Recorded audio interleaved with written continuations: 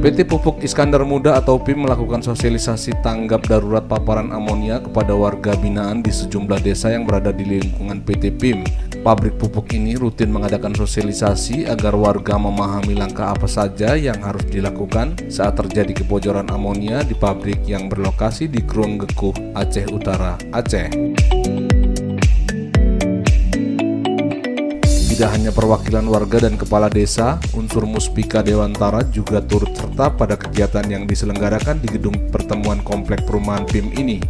Sosialisasi dibuka langsung oleh Direktur SDM dan Umum Husni Syafrizal. Selain memberikan pemahaman, pihak PIM juga menjelaskan sikap yang harus dilakukan warga apabila terjadi kebocoran.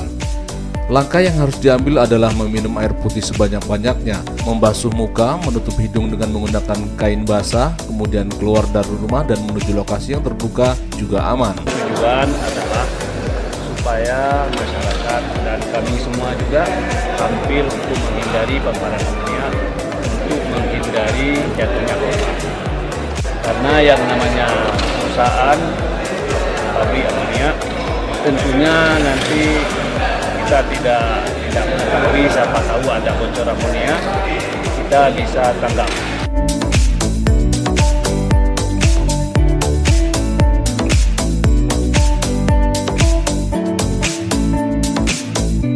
Trifani, Stream Today TV Indonesia, Aceh Utara Aceh melaporkan.